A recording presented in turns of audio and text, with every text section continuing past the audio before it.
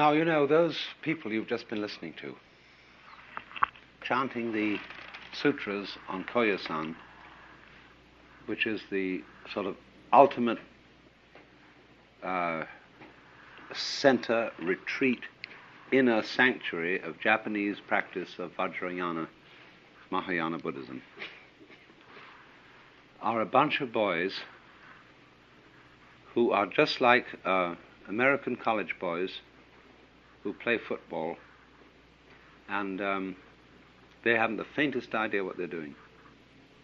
Not today. They're doing this because their fathers have sent them there. Their fathers own temples, and they've got to carry on their father's tradition, because after all, the family business has to go on. And they have no more idea what this is all about than the man in the moon. And you and I can sit here, and we could get swinging with this music. We could dance to it, and we could go very far out on it, which was what you were originally supposed to do. And for them, it's a chore. It's a thing you have to get up for at 5 o'clock in the morning, and you have to memorize all this, and you have to get it exactly right and do it. And they've completely forgotten what it was all about. But it was originally there.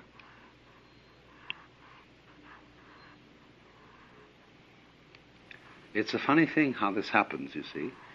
But you see how I was explaining to you this morning? How we have a rhythm between remembering and not remembering. You remember long enough to know that you're there. Because if you don't remember, nothing makes any impression upon you, and therefore you're not there. But then when memory gets too much, and you're too much there, then you have to realize that all memory is an illusion, that there is nothing except the present moment. And that there is no future, as equally no past.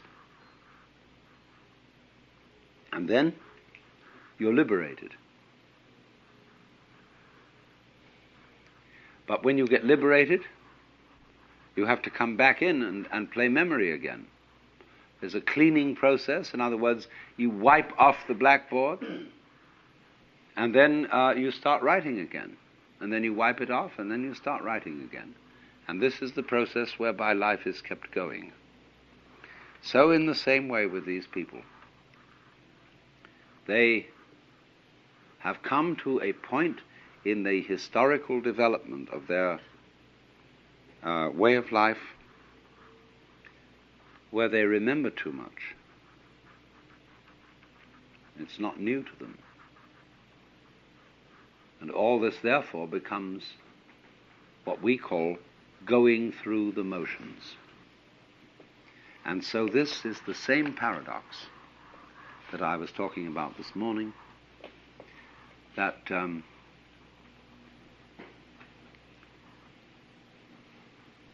the echo, which is memory, is simultaneously what tells you you exist and what traps you. So in the sense that it tells you you exist, it's an advantage. To the extent that it traps you, it's a debt. You're in debt. You should be thankful. Somebody gave it to you. Ultimately, in the Judeo-Christian tradition, the Lord God did it all for you, and you should be thankful. And say, anything bad that I did was from me. Dear God, anything good that I did was from you. You see? What a marvelous mix-up that is. But all I'm saying is this: there is a point in all this development where you have to say to people, please come off it. In other words, these boys here in Koyasan, I was aching to know enough Japanese to say to them, do you realize what a great thing you have here? couldn't you possibly enjoy it for a few minutes? And let's get together and all join hands around here and go through this again, these sutras, and really make it. So I'm talking, you see, about the same process of what has been called flip-flopability,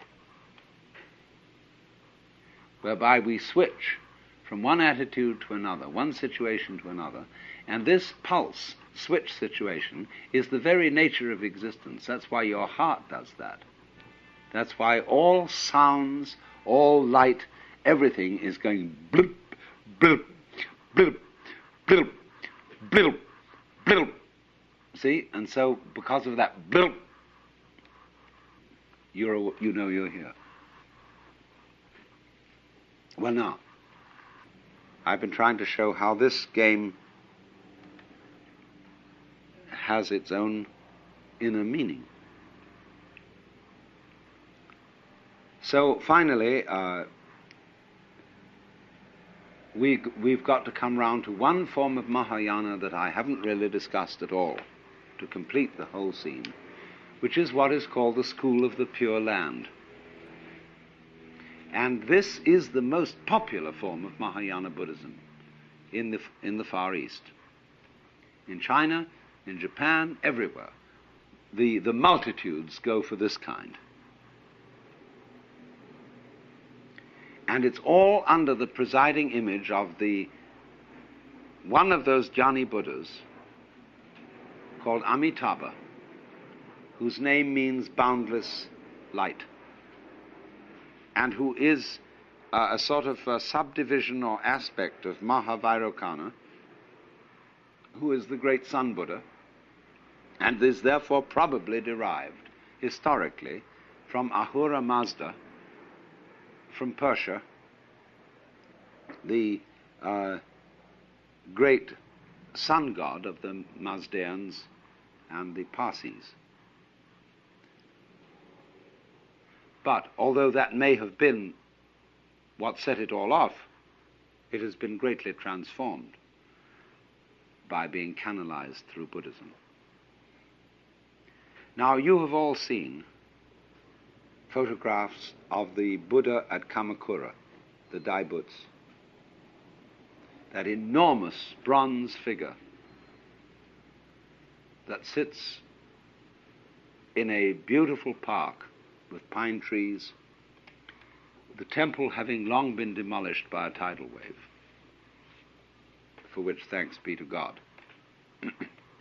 Because if it hadn't been for the tidal wave, nobody would ever have really seen this figure. But there is at Kamakura this huge bronze figure. It's about 42 feet high. And here this creature sits, surrounded by a great busyness. Thousands of school children are all the time on tours, streaming by, photographers, people selling this, that, and the other, souvenirs, exhibitions of dwarf trees and everything, are all going on around. And here this thing sits and looks down forever. And nothing can hush it. I mean, let's put it this way. It hushes everything. That no matter how much turmoil of children, etc., is going on in this park, this huge face presides over everything. And you cannot ignore it. It subdues you into peace without doing it in an authoritative way. It doesn't say to you, shut up. It just is so peaceful that you cannot help catching the infection of peace that comes from this figure. And this is the figure of Amitabha. Not the historical Shakyamuni Gautama Buddha living in India, but one of the Jnani Buddhas who is not manifested in the world. Now the religion connected with this figure is called Pure Land Jodo in Japanese, Shinshu, the true sect of the Pure Land. It comes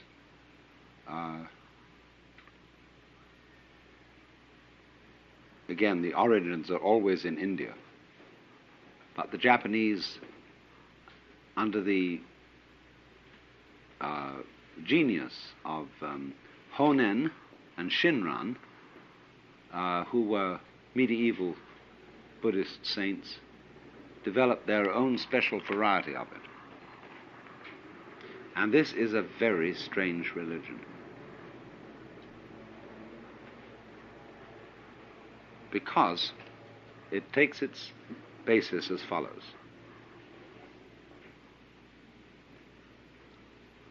We are living now in the most decadent period of history. That's what they say. And this comes back from the Hindu idea that this is the Kali Yuga. This is the end of time, where everything is completely fouled up. And this started in about 3000 BC. February the 23rd, 3023 BC, the Kali Yuga began. And it's got to last yet for 5,000 years. And then everything will fall apart. The universe will disappear out of sheer failure. So that now, nobody can be virtuous. Because everybody who tries to be virtuous in this epoch of the world is merely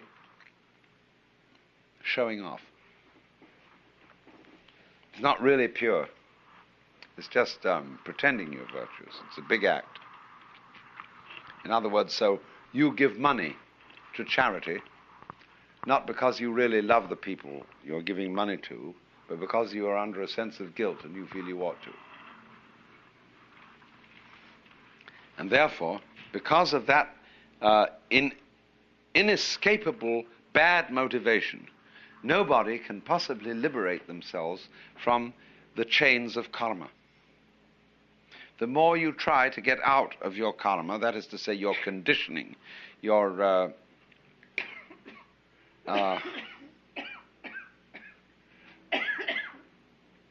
bondage to your past, the more you simply get yourself involved in it. And therefore, all human beings living in the end time of the Kali Yuga, or what the Japanese call Mappo, are just hopeless, hopelessly selfish. So in this predicament, you cannot rely on jiriki, that means your own power, to get out, to get liberated from self. You have to rely on tariki, which is the power of something else altogether than you, something quite different. So in the Jodo Shinshu sect, the tariki, the other power, is represented in the form of Amitabha, or Japanese say Amida, this great beneficent Buddha figure who everybody loves. And he's so strangely different from any kind of authoritarian God figure that we have in the West. Amida doesn't bombinate. He sits there serenely, quiet. He doesn't preach. And all you have to do is to say his name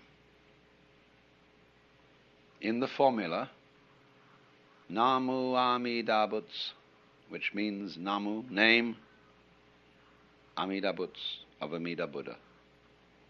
Namu Amida Butsu. And all you have to do is to say that formula,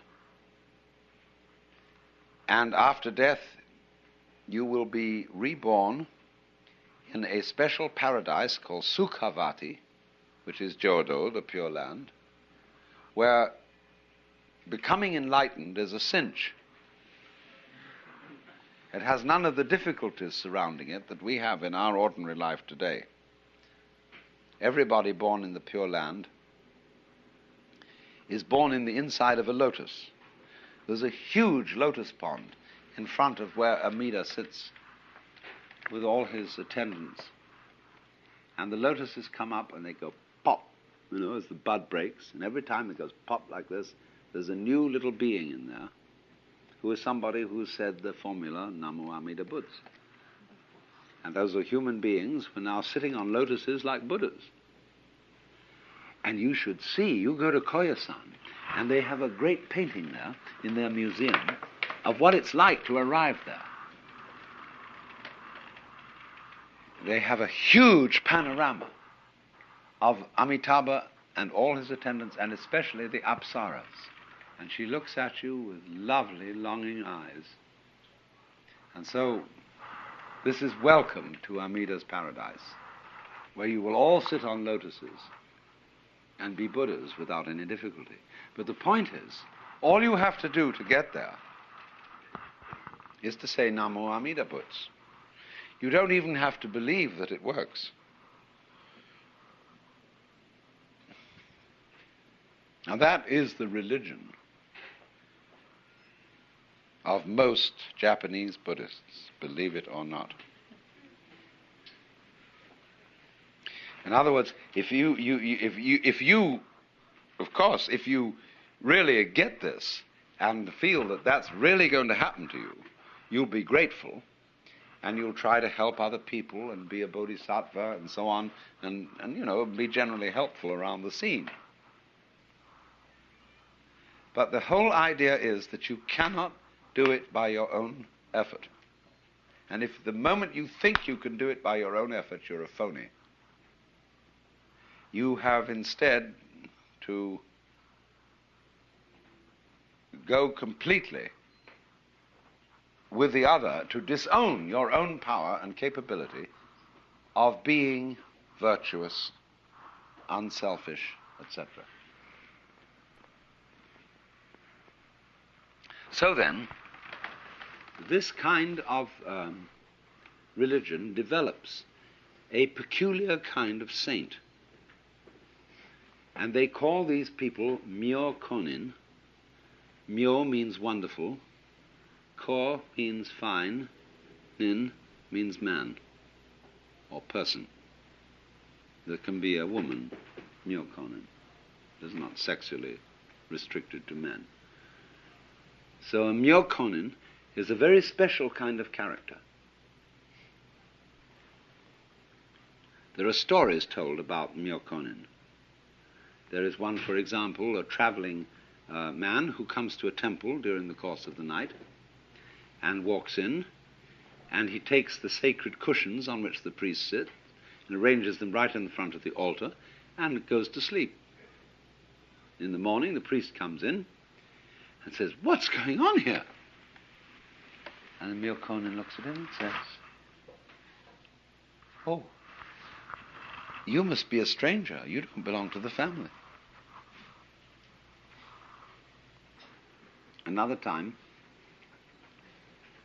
he had great ability for calligraphy, for doing beautiful writing. And people were always trying to get his calligraphy from him. And he was cagey about it. It wasn't so easy to get it.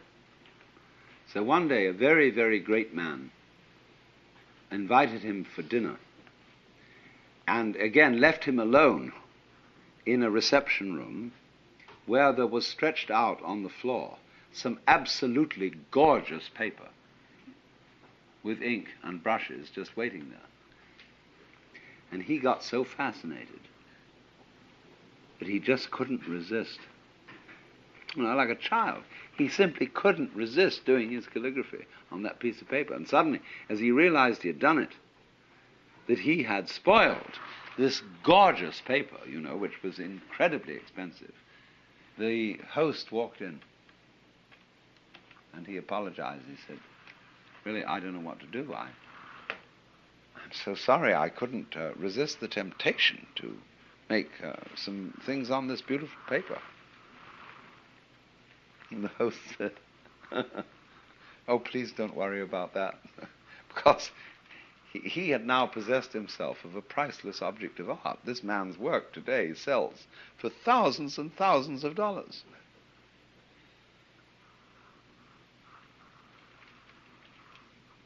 So this is the spirit.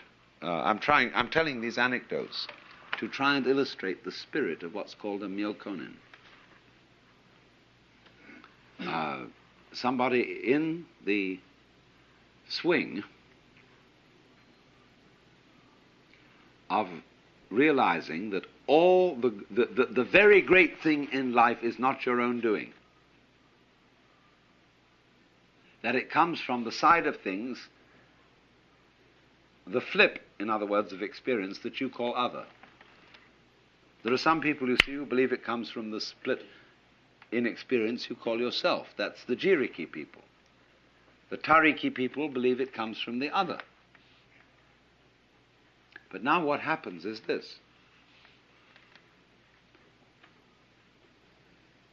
When you penetrate deeply into the doctrines of the Pure Land school, the simple people believe that there really is Amitabha Buddha sitting on his golden lotus surrounded by all those apsaras. Exactly from Japan, 108,000 miles to the west, there is a paradise where all those people sit and where you will be reborn when you die. And the simple priests of the sect in the country villages today still insist that that's what you should believe. But the sophisticated priests don't believe that at all.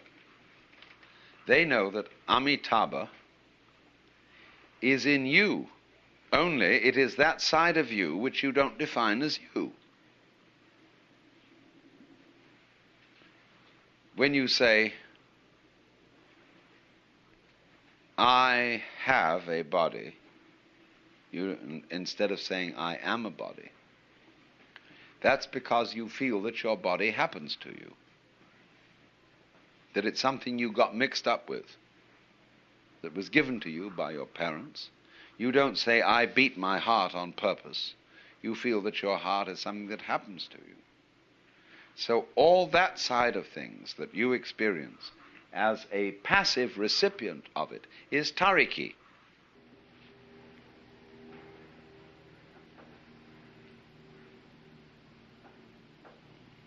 But in all this, who are you?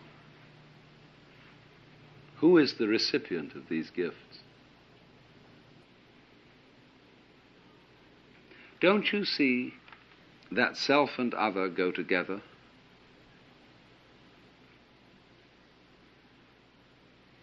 That you don't need to cling to yourself because you have everything you called other, and that's you too.